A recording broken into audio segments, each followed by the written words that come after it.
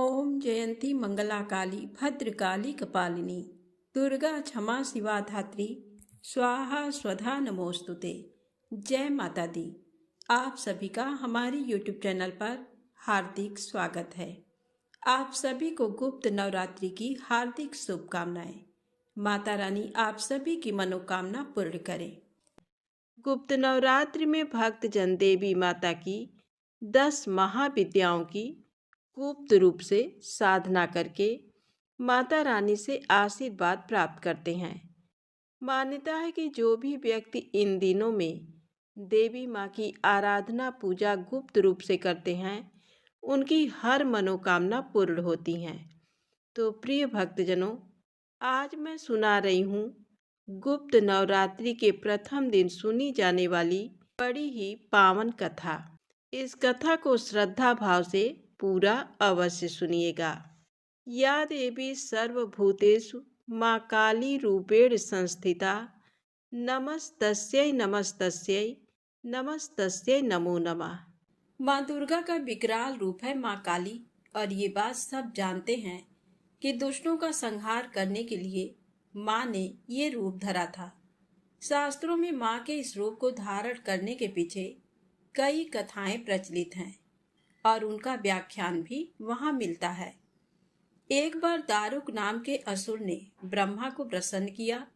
उनके द्वारा दिए गए वरदान से वह देवों और ब्राह्मणों को प्रलय की अग्नि के समान दुख देने लगा। उसने सभी धार्मिक अनुष्ठान बंद करा दिए और स्वर्ग लोक में अपना राज्य स्थापित कर लिया। सभी देवता ब्रह्मा और विष्णु के धाम पहुंचे। ब्रह्मा जी ने बताया कि ये दुष्ट केवल स्त्री द्वारा मारा जाएगा। तब ब्रह्मा विष्णु सहित सभी देव स्त्री रूपधर दुष्ट दारुक से लड़ने गए, परंतु वह दैत्य अत्यंत बलशाली था।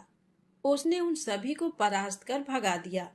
ब्रह्मा विष्णु समेत सभी देव भगवान शिव के धाम कैलाश पर्वत पहुंचे तथा उन्हें दैत्य दारुक के विषय में बताया।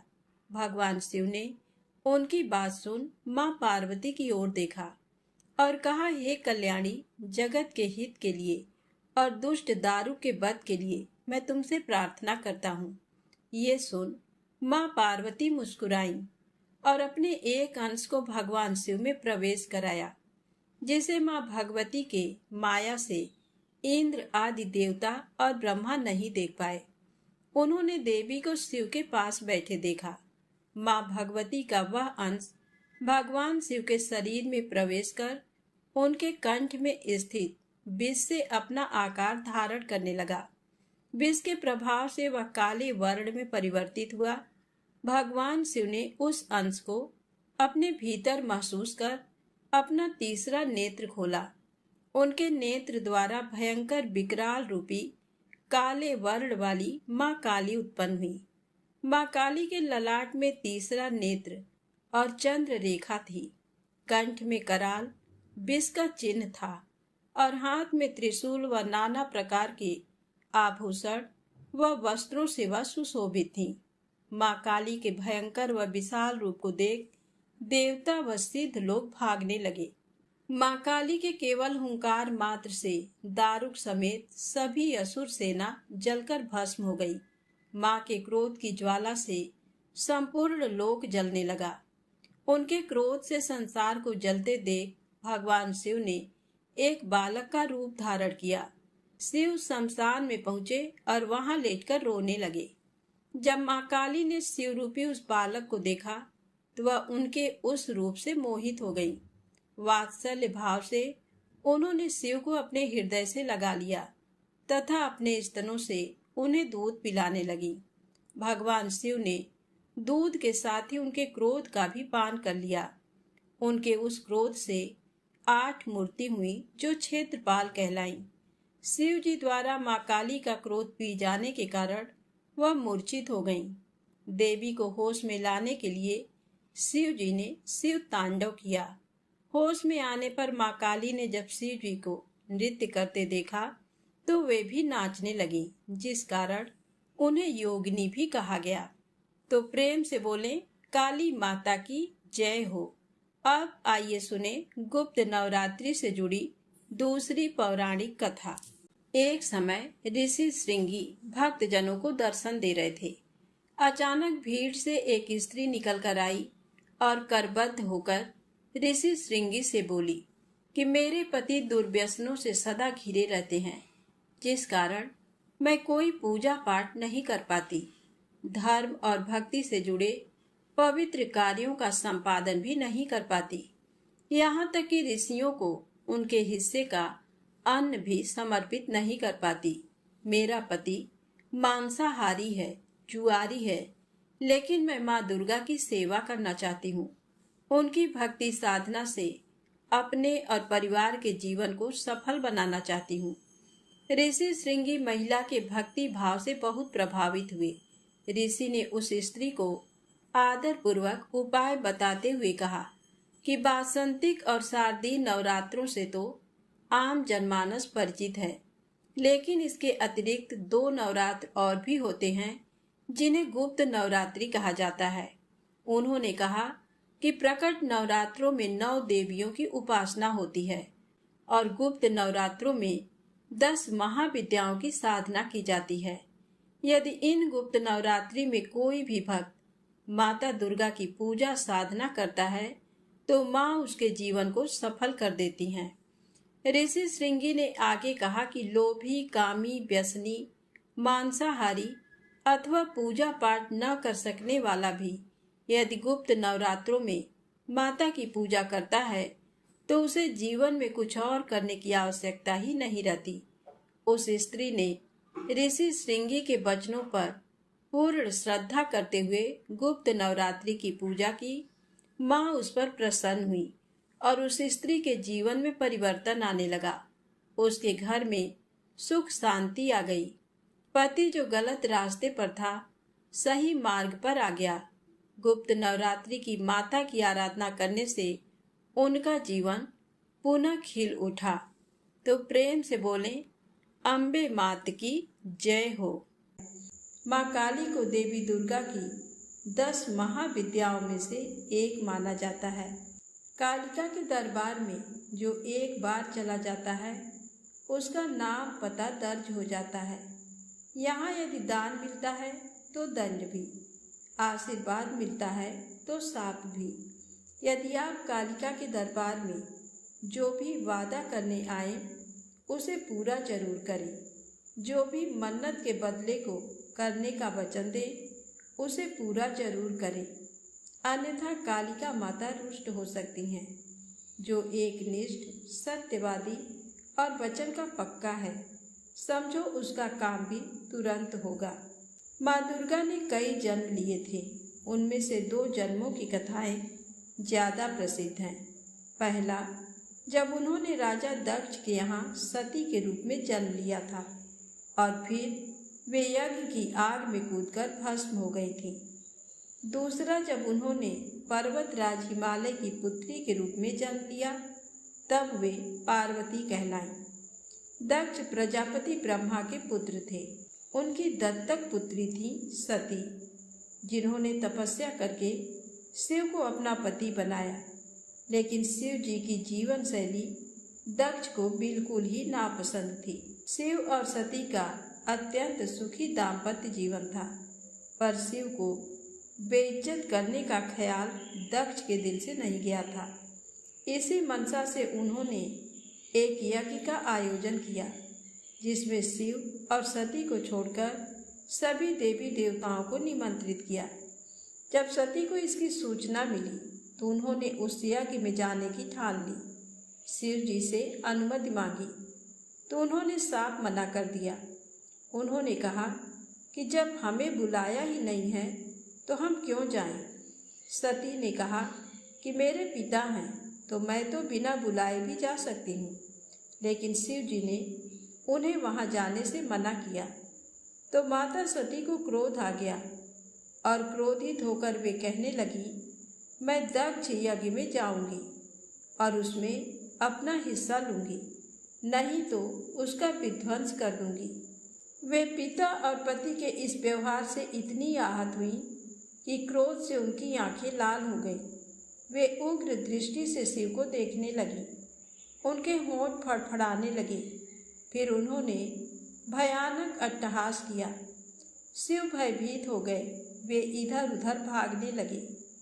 उधर क्रोध से सती का शरीर जलकर काला पड़ गया।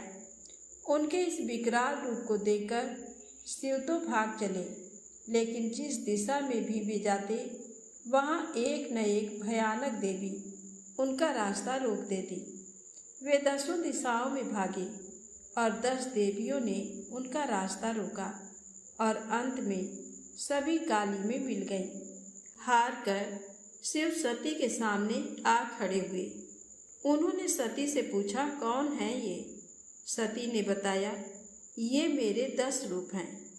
आपके सामने खड़ी कृष्ण रंग की काली हैं, आपके ऊपर नीले रंग की तारा हैं, पश्चिम में छिन्नमस्ता, बाएं भुवनेश्वरी, पीठ के पीछे बगलामुखी, पूर्व दक्षिण में धूमावती, दक्षिण पश्चिम में त्रिपुर सुंदरी, पश्चिम उत्तर में मातंगी तथा उत्तर पूर्व में खोजसी हैं, और मैं खुद भैरवी रूप में अभय दान देने के लिए आपके सामने खड़ी हूँ।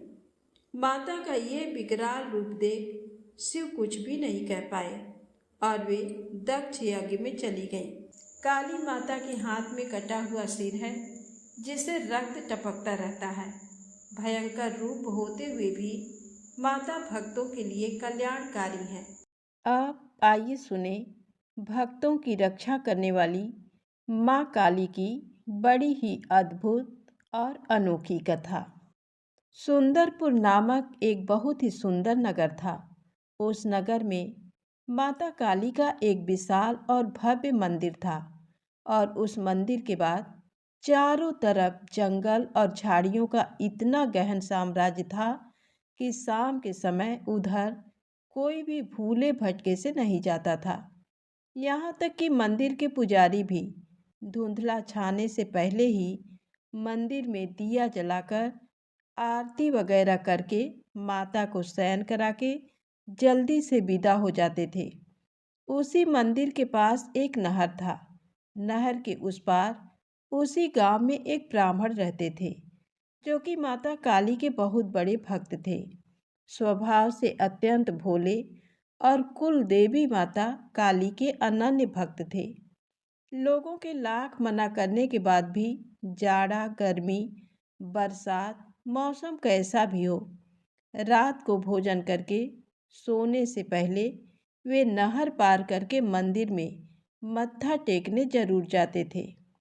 ऐसे ही पौष की एक सर्द रात थी। वातावरण में गहरी धुंध छाई हुई थी क्योंकि उस समय घड़ी का उतना चलन नहीं था।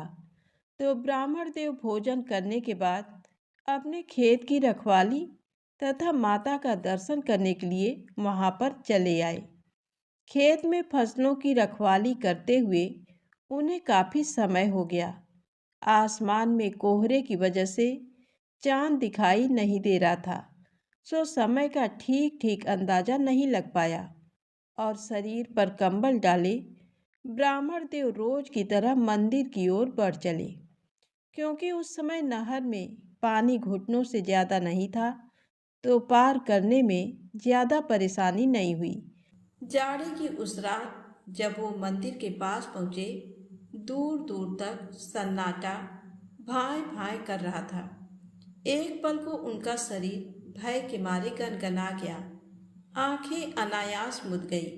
थोड़ी ही देर में उन्हें आभास हुआ कि उनके इर्द गिर्द कई सारे लोगों का जमावड़ा हो चुका है, जो आहिस्ते आहिस्ते उन्हें अपने घेरे में लेने के लिए अपना घेरा तंग कर रहे हैं। हे माँ, क्या आज की रात तुम्हारे धाम पर ही मेरी जीवन लीला समाप्त हो जाएगी? उन्होंने मन ही मन माँ से गुहार लगाई और तब जबकि लगा कि वो दुष्ट आत्माएं बस उन्हें दबोचने ही वाली हैं, अचानक मंदिर के अंदर रखे हुए नगाड़े अनायास जोर जोर से बजने लगे। उपाध्याय की चौकी, रात के इस वक्त मंदिर में कौन बैठा है नगाड़ा बजाने के लिए? तभी उन्होंने अपनी आंखें खोल दी।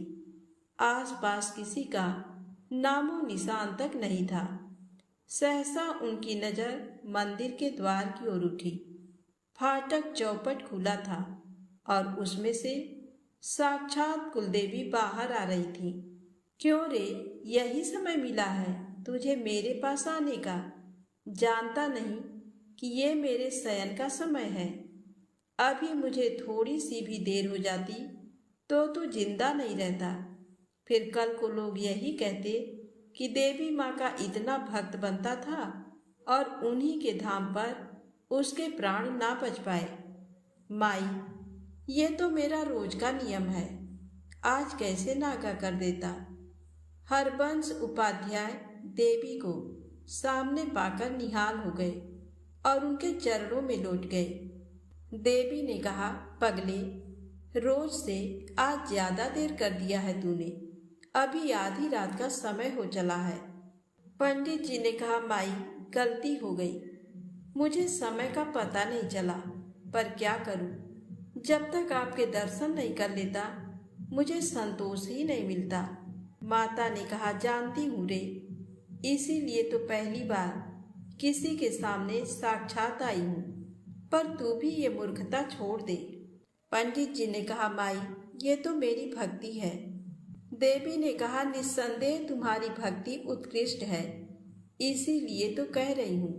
अब आज के बाद तुझे रात में यहाँ आने की आवश्यकता नहीं है। तू घर से ही मुझे प्रणाम कर लेना, मैं स्वीकार कर लूंगी। जब दर्शन का जी चाहे दिन में आ जाना मेरे पास। चल, अब तुझे घर छोड़ दूं। उपाध्याय जी ने कहा, माई क्षमा, आपने मुझे साक्षात दर्शन दे दिए, जीवन धन्य हो गया मेरा। अब आपको कष्ट देकर मुझे नर्क नहीं जाना। आप वापस मंदिर में जाएं, मैं स्वयं घर चला जाऊंगा। हरबंश ने हाथ जोड़ लिए। देवी ने कहा, तू चुपचाप चल, मैं तुझे घर छोड़कर ही आऊंगी। फिर आगे आगे कुलदेवी और पीछे हरबंश उपाध्याय दोनों नहर के पास पहुंचे ही थे कि हरबंश का शरीर झनझना गया। सामने से सफेद धोती और खड़ाऊ पहने एक वृद्ध आदमी आ रहे थे। उन्होंने आगे बढ़कर कुलदेवी के चरण स्पर्श किए और कहा, ये आपको कहाँ से मिल गया माई? फिर कुलदेवी ने सारी बात बता दी। हरबंश ने आगे बढ़कर वृद्ध के चरणों में माथा पटक दिया। आप कौन है देवता? मैंने पहचाना नहीं।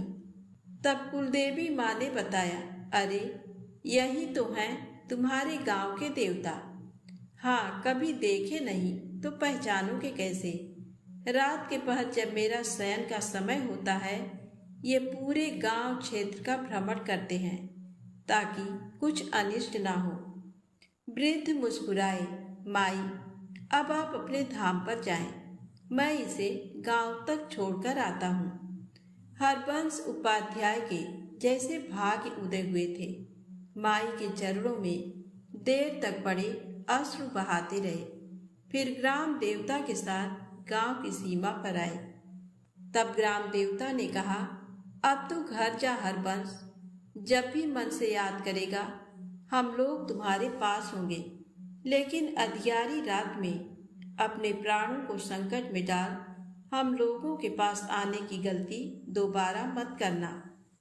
हरबंश ने कहा, बाबा, जब आप और माई साथ हैं तो मुझे क्या सोचना, और हाथ जोड़ लिए। तब ग्राम देवता ने कहा, इसी निर्दोष विश्वास ने तो तुम्हारी रक्षा की है बच्चे, लेकिन इसका ये अर्थ तो नहीं है कि तू अपने प्राण जानबूझकर संकट में डाले। मनुष्य को विधाता ने इसीलिए विवेकशील बनाया है ताकि वो उचित अनुचित का भेद कर सके। समयानुकूल आचरण सबको करना चाहिए। तुम्हारी आस्था प्रशंसनीय है, इसीलिए कहता हूँ, रात बिरात या खराब मौसम में अपने घर से ही याद कर लेना हम सबको, बाकी जब जी चाहे चले आना। ऐसा कहकर ग्राम देवता गांव की सीमा से लौट चले। उस घटना के बाद ब्राह्मण देवता की जीवन धारा ही बदल गई। माता काली और ग्राम देवता के आशीर्वाद से वह ब्राह्मण खुशहाल और धनवान हो गया। तो प्रेम से बोले, काली माता की जय हो। अब आइए सुने माता संकटा की बड़ी ही पावन कथा। इस कथा को श्रद्धा भाव से पूरा अवश्य सुनिएगा। एक बार की बात है, एक राज्य में एक राजा रहते थे। राजा बड़े ही प्रजा प्रेमी और सबका भला चाहने वाले थे। उनके राज्य में उनके परिवार को और प्रजा को किसी तरह की कोई कमी नहीं थी। सब लोग बहुत खुशहाल और सुख शांति से रहते थे।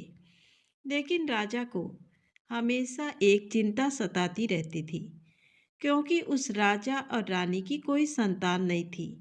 एक दिन राजा सुबह सवेरे सैर पर निकले। तब एक औरत अपने घर के बाहर झाड़ू लगा रही थी। राजा को देखकर वह बोली, हे भगवान, आज सुबह सवेरे कैसे वंशहीन आदमी का चेहरा देख लिया। आज का दिन तो बहुत खराब जाएगा। राजा ने ये बात सुनी और अनसुनी करके अपने महल में वापस लौट गए। राजा पूरे दिन इसी घटना को याद करके दुखी और परेशान हो गए। राजा के भोजन के समय जब उनकी रानी ने उनकी चिंता का कारण पूछा तो उन्होंने कुछ नहीं कहकर बात को टाल दिया। लेकिन जब रानी के बहुत बार पूछने पर कि राजा जी, आपको क्या चिंता सता रही है, आपको किस बात की परेशानी है, तो राजा ने अपनी रानी को सुबह वाला घटनाक्रम बता दिया। राजा की बात सुनकर रानी को बहुत दुख हुआ। वह अपनी प्रजा की देखभाल में कभी कोई कमी नहीं रखती थी, लेकिन फिर भी उनको संतान न होने की वजह से लोग उनका चेहरा देखना अशुभ मानते थे। राजा की परेशानी की वजह से रानी भी चिंता में आ गई और यही बात रानी की एक विश्वसनीय दासी ने पूछ ली कि रानी साहिबा, आपकी चिंता का कारण क्या है? वह क्या चीज़ है जो आपको परेशान कर रही है? तो रानी ने उसे टालना चाहा, लेकिन दासी के बहुत आग्रह करने पर रानी ने अपनी सेविका को राजा के साथ सुबह जो कुछ भी हुआ था वह सब सुना दिया। इस बात पर रानी की सेविका ने उन्हें विश्वास दिलाया कि आप मेरी बात मानो और जैसा मैं कहूँ वैसा ही करना। इस पर रानी ने अपनी दासी की बात मान ली।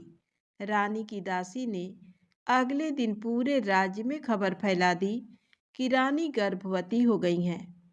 इस पर राजा ने बहुत खुश होकर ढेर सारे उपहार दिए और जब राजा रानी से मिलने गए तो दासी ने उन्हें रोकते हुए कहा कि आप जब तक रानी के बालक नहीं होता तब तक उनके कक्ष में प्रवेश नहीं करेंगे।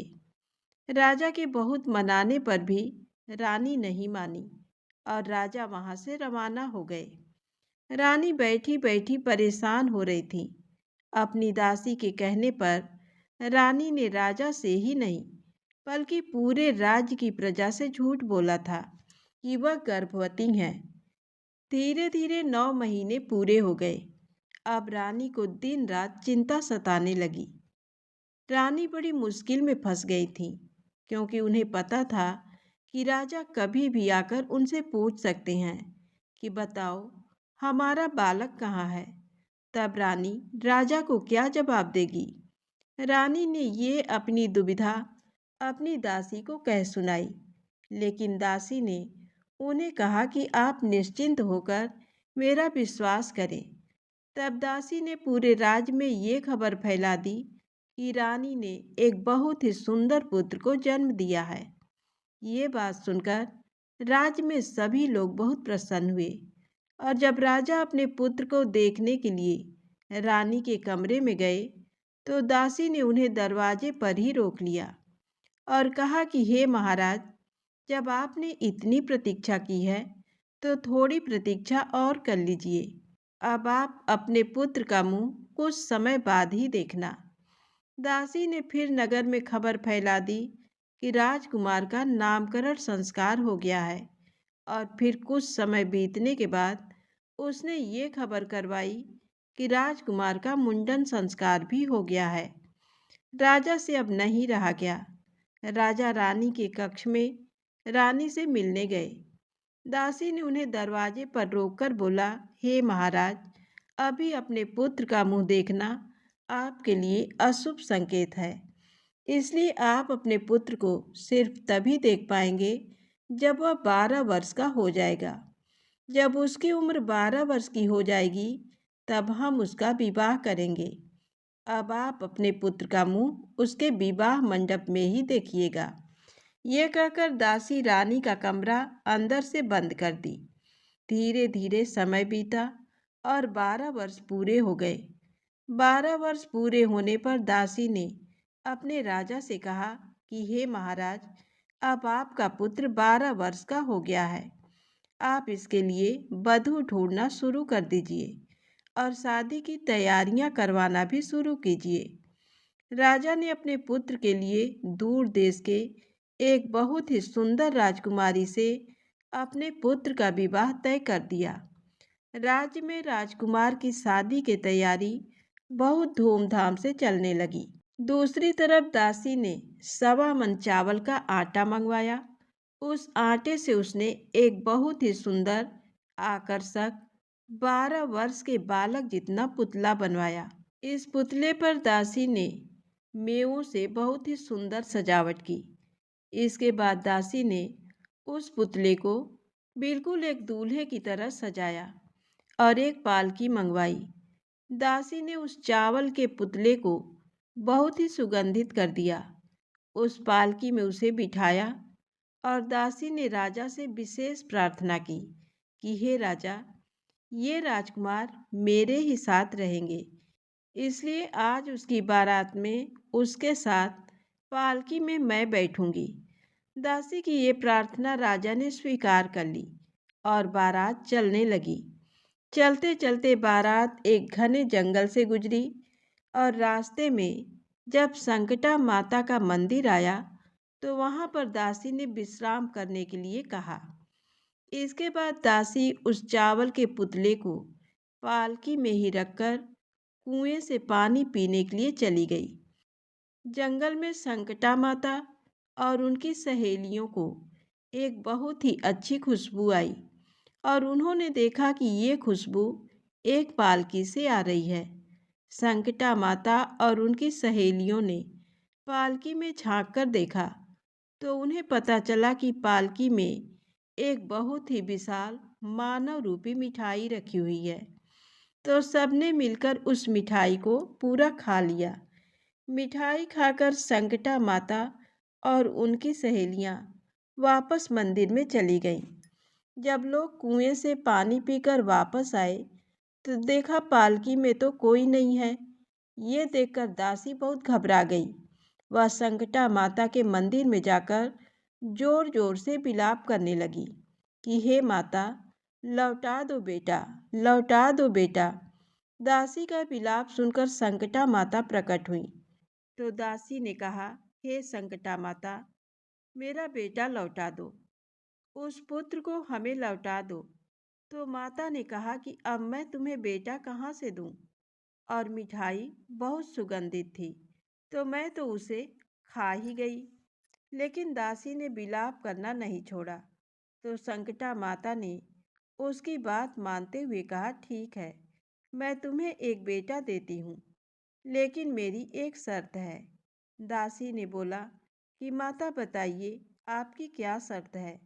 तो संकटा माता ने कहा कि मैं तुम्हें एक बेटा जरूर दूंगी, लेकिन 24 घंटे के अंदर मैं अपना बेटा वापस ले लूंगी।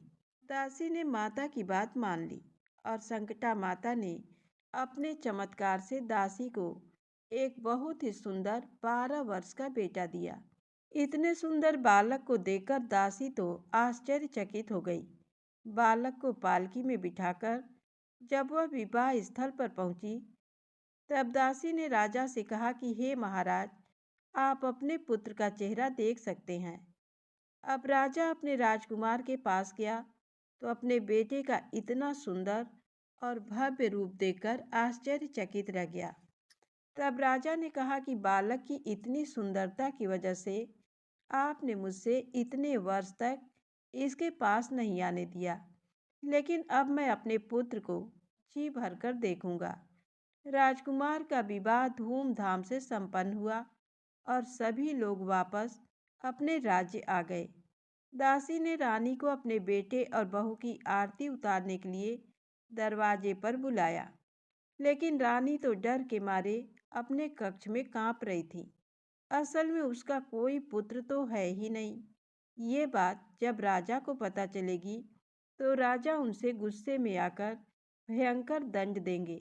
लेकिन दासी के बार बार बुलाने पर रानी ने जब खिड़की से बाहर देखा तो सच में ही एक बहुत ही सुंदर राजकुमारी को अपने दरवाजे पर खड़ा पाया। रानी पूजा की थाली बाहर लेकर आई और अपने बेटे को घर के अंदर प्रवेश करवाया। इसके बाद दासी की चिंता बढ़ गई। जब उसे संकटा माता की बात याद आई तो दासी ने एक युक्ति लगाई और रानी से जाकर कहा कि कल हम बहू की मुंह दिखाई की रस्म का आयोजन करेंगे, तो राज्य की सभी औरतों को निमंत्रण देना है। रानी ने कहा ठीक है। फिर अगले दिन सुबह राज्य भर की सब औरत राजमहल के सामने इकट्ठा होने लगी।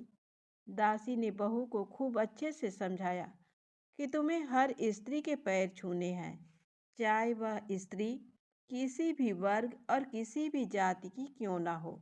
तुम्हें हर स्त्री का पैर छूना है और तब तक छूना है जब तक वह स्त्री तुम्हें अखंड सौभाग्यवती भव, पुत्रवती भव का आशीर्वाद ना दे, तब तक तुम किसी के पैर छोड़ना मत। बहू ने ऐसा ही किया। उसने सारी औरतों के पैर छुए और सबने बहू को अखंड सौभाग्यवती पुत्रवती भव का आशीर्वाद दिया। तभी बहू ने देखा कि दूर एक पेड़ के नीचे एक बूढ़ी औरत बहुत ही मैले कपड़े पहनकर चुपचाप बैठी है। ये देखकर वह उसके पास भी गई और उसके पैर छूकर आशीर्वाद लेने की कोशिश की। तब उस मैया ने बहू को सुखी रहने का, खुश रहने का आशीर्वाद दिया, लेकिन बहू ने तभी बूढ़ी मैया के पैर नहीं छोड़े। परेशान होकर बूढ़ी मैया के मुंह से अचानक निकल गया, अखंड सौभाग्यवती भव, पुत्रवती भव। इतना कहते ही दासी वहां भागते भागते आई और बूढ़ी मैया से बोली, हे माता, हमने आपको पहचान लिया है। अब आप अपना बेटा वापस नहीं ले जा सकती, क्योंकि आपने हमारी बहू को अखंड सौभाग्यवती भव का आशीर्वाद दिया है और पुत्रवती होने का आशीर्वाद दिया है। तो अगर आप हमारा बेटा ले जाएंगी तो बहू अखंड सौभाग्यवती कैसे रह पाएगी। ये सुनकर संकटा माता रानी पर हंसने लगी और कहने लगी कि तुम बहुत चतुर हो, आज तुमने हमें हरा दिया। और संकटा माता ने उन्हें आशीर्वाद देकर वहां से अंतर ध्यान हो गई। इस प्रकार दासी और रानी और बहू सभी सुख से रहने लगे। हे माता रानी, जिस प्रकार आपने रानी को पुत्र देकर उसके संकट को दूर किया, दासी की प्रार्थना को सुनकर उसके संकट को दूर किया, उसी प्रकार आप इस कथा को सुनने वाले, कहने वाले तथा हुंकार भरने वाले के संकट को दूर करना। तो प्रेम से बोलें, काली माता की जय हो। अब आइए सुने गुप्त नवरात्रि से जुड़ी दूसरी पौराणिक कथा। गुप्त नवरात्रि से जुड़ी प्रामाणिक एवं प्राचीन कथा है। एक समय ऋषि श्रृंगी भक्तजनों को दर्शन दे रहे थे। अचानक भीड़ से एक स्त्री निकल कर आई और करबद्ध होकर ऋषि श्रृंगी से बोली कि मेरे पति दुर्व्यसनों से सदा घिरे रहते हैं, जिस कारण मैं कोई पूजा पाठ नहीं कर पाती, धर्म और भक्ति से जुड़े पवित्र कार्यों का संपादन भी नहीं कर पाती, यहाँ तक कि ऋषियों को उनके हिस्से का अन्न भी समर्पित नहीं कर पाती। मेरा पति मांसाहारी है, जुआरी है, लेकिन मैं माँ दुर्गा की सेवा करना चाहती हूँ। उनकी भक्ति साधना से अपने और परिवार के जीवन को सफल बनाना चाहती हूँ। ऋषि श्रृंगी महिला के भक्ति भाव से बहुत प्रभावित हुए। ऋषि ने उस स्त्री को आदर पूर्वक उपाय बताते हुए कहा कि वासंतिक और शारदीय नवरात्रों से तो आम जनमानस परिचित है, लेकिन इसके अतिरिक्त 2 नवरात्र और भी होते हैं जिन्हें गुप्त नवरात्रि कहा जाता है। उन्होंने कहा कि प्रकट नवरात्रों में 9 देवियों की उपासना होती है और गुप्त नवरात्रों में 10 महाविद्याओं की साधना की जाती है। यदि इन गुप्त नवरात्रि में कोई भी भक्त माता दुर्गा की पूजा साधना करता है तो माँ उसके जीवन को सफल कर देती हैं। ऋषि श्रृंगी ने आगे कहा कि लोभी, कामी, व्यसनी, मांसाहारी अथवा पूजा पाठ न कर सकने वाला भी यदि गुप्त नवरात्रों में माता की पूजा करता है तो उसे जीवन में कुछ और करने की आवश्यकता ही नहीं रहती। उस स्त्री ने ऋषि श्रृंगी के वचनों पर पूर्ण श्रद्धा करते हुए गुप्त नवरात्रि की पूजा की। माँ उस पर प्रसन्न हुई और उस स्त्री के जीवन में परिवर्तन आने लगा। उसके घर में सुख शांति आ गई। पति जो गलत रास्ते पर था सही मार्ग पर आ गया। गुप्त नवरात्रि की माता की आराधना करने से उनका जीवन पुनः खिल उठा। तो प्रेम से बोलें, अम्बे मात की जय हो। अब आइए सुने नवरात्र में सुनी जाने वाली तारा रानी की बड़ी ही अद्भुत पौराणिक कथा। इस कथा को श्रद्धा भाव से सुनने मात्र से समस्त मनोकामनाएं पूर्ण होती हैं। तो प्रेम से बोलें, अम्बे मात की जय हो। माँ भगवती को मानने वालों में से एक राजा स्पर्श थे। वो दिन रात उनकी पूजा अर्चना में लीन रहते थे। राजा को किसी चीज की कमी नहीं थी, बस उन्हें बच्चे की ख्वाहिश थी। सालों से बच्चा न होने के कारण राजा कुछ निराश रहा करते थे। एक दिन राजा की भक्ति से खुश होकर माँ भगवती ने सपने में आकर उसे 2 बेटी होने का वरदान दिया। आशीर्वाद मिलने के कुछ समय बाद राजा के घर एक बेटी पैदा हुई। बेटी पैदा होने की खुशी में राजा ने सबको दावत दी और बेटी की कुंडली बनवाने के लिए पंडितों को बुलवाया। सबने राजा से एक ही बात कही कि ये साक्षात देवी का रूप है। जहाँ भी इसके कदम पड़ेंगे वहाँ खुशियाँ ही खुशियाँ होंगी। ये भगवती देवी की भक्तन होगी। इतना सब कहकर पंडितों ने लड़की का नाम तारा रख दिया। कुछ समय के बाद मंगलवार के दिन राजा के घर एक और बेटी पैदा हुई। ज्योतिषों ने उसकी भी कुंडली बनाई और उदास हो गए। राजा ने जब उनसे उदासी का कारण पूछा तो ज्योतिषों ने बताया कि ये लड़की आपके जीवन में खूब सारा दुख लेकर आएगी। राजा ने ज्योतिषों से पूछा कि आखिर मैंने ऐसे कौन से खराब कर्म किए थे कि इसने मेरे घर जन्म लिया है। ज्योतिषों ने बताया कि आपकी दोनों बेटियां राजा इंद्र की अप्सराएं हुआ करती थीं। इनमें से बड़ी बहन का नाम तारा और छोटी का रुकमन था। एक दिन ये दोनों मिलकर धरती की सैर करने के लिए गईं। दोनों ने ही वहां पहुंचकर एकादशी के दिन का व्रत रखा।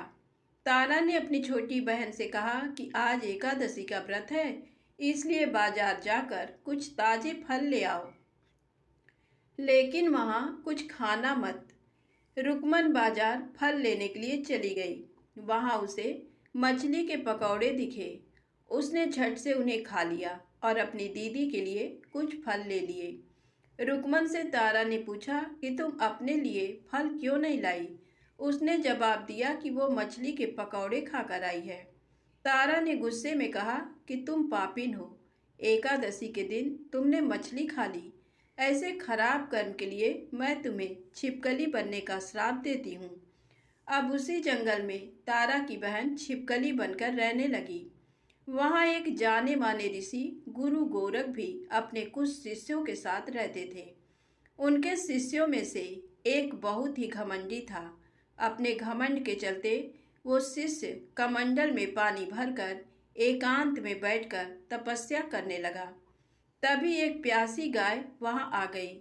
उसने सीधे अपना मुंह उस कमंडल में डाला और पानी पी लिया। पानी पीने के बाद जैसे ही गाय अपना मुंह बाहर को निकालने लगी तो कमंडल नीचे गिर गया और ऋषि का ध्यान भंग हो गया। ऋषि ने देखा कि गाय पानी पी गई है। अब गुस्से में ऋषि ने गाय को एक चिमटे से बुरी तरह घायल कर दिया। इस बात की जानकारी जब गुरु गोरख को पड़ी तो वे तुरंत गाय को देखने के लिए गए। जैसे ही उन्होंने गाय की हालत देखी वैसे ही अपने उस घमंडी शिष्य को आश्रम से बाहर निकाल दिया। कुछ दिनों के बाद गौ माता पर किए गए उस अत्याचार से होने वाले पाप को कम करने के लिए उन्होंने एक यज्ञ करवाया। इस यज्ञ के बारे में गाय को चिमटे से मारने वाले घमंडी शिष्य को भी पता चला। वो सीधे पक्षी का रूप धारण करके यज्ञ स्थल पर गया और भोजन में अपनी चोंच से मरा हुआ सांप डाल दिया। किसी को इस बात की खबर नहीं हुई। ये सब होते हुए तारा से श्राप मिलने वाली छिपकली रुकमन देख रही थी। उसके मन में हुआ कि इसे खाकर सारे लोग मर जाएंगे। सबकी जान बचाने के लिए छिपकली बनी रुकमन सभी लोगों के सामने भोजन पर गिर गई। लोगों ने छिपकली को खूब कोसा और बर्तन को खाली करने लगे। उसी वक्त भंडारा करने वालों को खाने में मरा हुआ सांप भी दिखा। तब कहीं जाकर सबको समझ आया कि छिपकली सबकी जान बचाने के लिए जानबूझकर भोजन में गिरी। एक छिपकली होने के बावजूद भी इतने अच्छे विचार होने की वजह से यज्ञ में मौजूद सारे महत्वपूर्ण लोगों ने कहा कि हमें इस छिपकली की मुक्ति के लिए प्रार्थना करनी चाहिए। पंडित ने आगे बताया कि सबकी प्रार्थना से ही वो छिपकली तीसरे जन्म में आप जैसे प्रतापी राजा के घर बेटी के रूप में पैदा हुई है। वहीं तारा ने दूसरे जन्म तारामती के रूप में लिया और अयोध्या के राजा हरिश्चंद्र से शादी की। इतनी सब बातें कहने के बाद पंडितों ने राजा स्पर्श को रुकमन को मारने की सलाह दी। इस बात पर राजा बोले, मैं किसी बेटी को कैसे मार सकता हूँ? ऐसा करना पाप होगा। फिर ज्योतिषों ने कहा कि एक संदूक में सोना चांदी लगवाकर उसके अंदर लड़की को रख देना और संदूक को पानी में बहा देना। उसमें लगा हुआ सोना चांदी देखकर लोग नदी से संदूक जरूर निकालेंगे और लड़की की जान बच जाएगी। राजा ने ज्योतिषों ने जैसा बताया ठीक वैसा ही किया।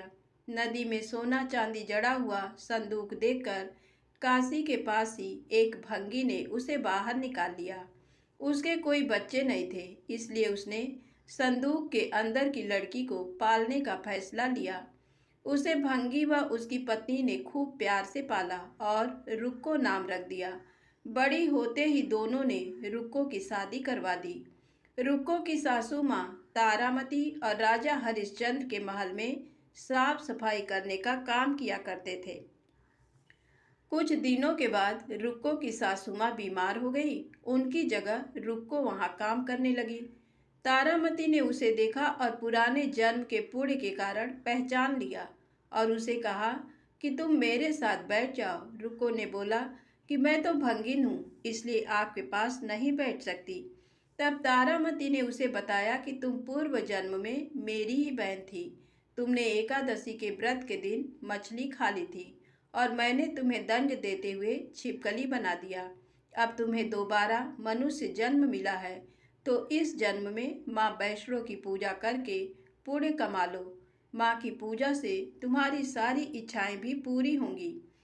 तारामती की इस बात को सुनने के बाद रुक्को माँ वैष्णो से एक बेटे के लिए प्रार्थना करती है और कहती है कि अगर उसकी मनोकामना पूरी हुई तो वो अपने घर में माँ वैष्णो देवी का पूजन और जागरण कराएगी।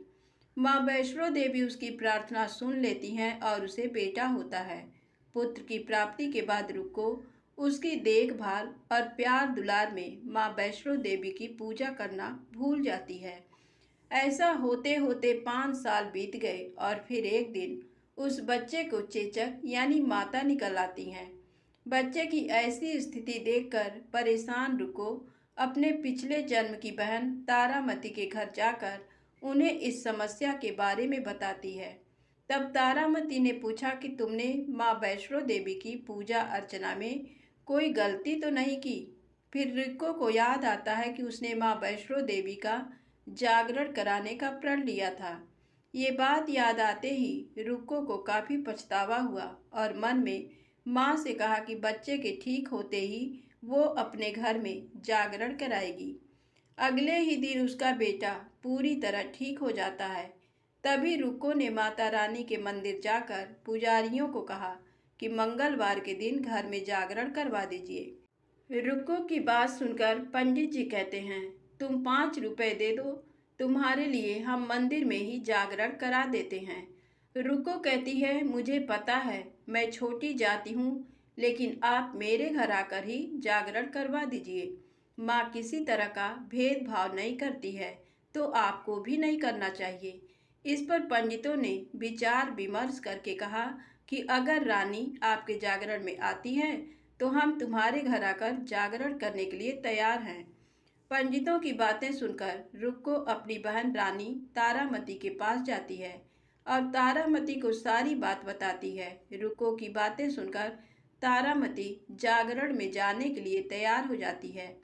इस बात को बताने के लिए रुक्को जब पंडित जी के पास जाती है, तब उनके बीच की बातों को सेन नामक नाई सुन लेता है। फिर वह राजा हरिश्चंद्र को जाकर सारी बातें बता देता है। राजा के मन में हुआ कि रानी को नीची जाति वालों के घर जागरण में नहीं जाना चाहिए। इसी वजह से वो अपनी उंगली काट लेते हैं, जिससे उन्हें नींद न आए और रानी जागरण में न जा सके। जब जागरण का समय होता है, तब भी राजा को जागते हुए देखकर रानी मन ही मन माँ वैष्णो देवी से प्रार्थना करती है कि महाराज को नींद आ जाए ताकि मैं जागरण में जा सकूं। रानी की प्रार्थना के कुछ ही देर बाद राजा को नींद आ जाती है। फिर रानी तारामती रोशनदान में रस्सी बांधकर महल से नीचे आकर रुको के घर चली जाती है। इसी जल्दबाजी में रास्ते में ही रानी का रेशमी रुमाल और एक पाव का कंगन गिर जाता है। इधर कुछ वक्त बाद राजा हरिश्चंद्र की नींद टूट जाती है। नींद खुलने पर रानी को अपने पास न देखकर राजा उसकी तलाश में निकल जाते हैं।